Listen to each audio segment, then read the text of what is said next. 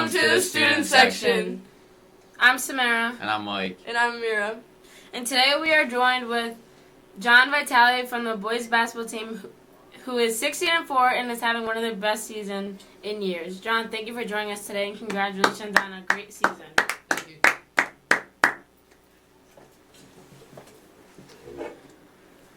All right, John, what has led to your team's success this season?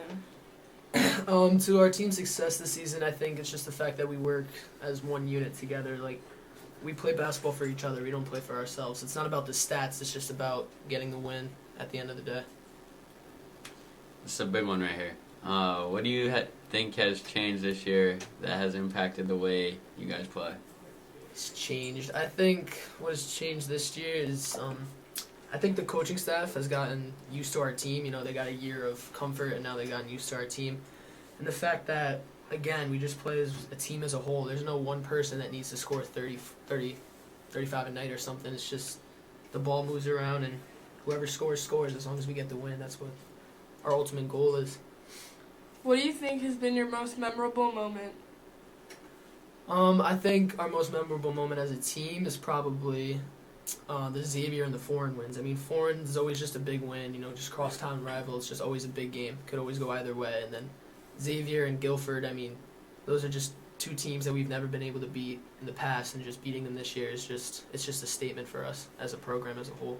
Well, speaking of Foreign, how did it feel this year to beat them twice? Like, not always, you guys haven't done that in like past years, but how did it feel this year? To beat them twice was, I mean, it's great. We went in there the first time away, and you know, we beat them there, and then at home was a crazy atmosphere. Like, I've never played in front of that many people before, and just the fact that everyone came there was great. It really helped us, you know, get to a quick start off of that game and, you know, end up with the W. But it's always great to beat Foreign twice. I mean, crosstown rivals. Who have been some of the key players this season? Key players this season? Well, I mean, our captains always do a great job, but again, our team as a whole, because we have players that come off the bench, like 8, 9 players deep, and we always just, like, we'll have bench players that come up and step up. Like, it's not always our starters, it's not always our bench players, it's just as a team as a whole, it'll be a different person every night. It's great how everyone decides to step up. What has been your biggest struggle? Our biggest struggle this year, it's probably been injuries and staying healthy. Like, we can't stay healthy as a team, which, I mean, it's been unlucky and unfair, but I mean every team has that. Yeah, it is what happens. Another struggle that I think we have had, though, is just sometimes we just need to stay on focus, just short-term memory, you know, just forget the past, which we've been okay at this year, but we could always get better, you know, always improving everything that we do. What do you think has been your biggest improvement from last season? I think our biggest improvement from last season is probably just, you know, no one caring who does what, and just our conditioning as well. Like, we're very well conditioned this year, which, you know, us being so small compared to other teams, we're just able to run with teams and just get in transition and run with the ball. What are some of your goals for the ending of the season?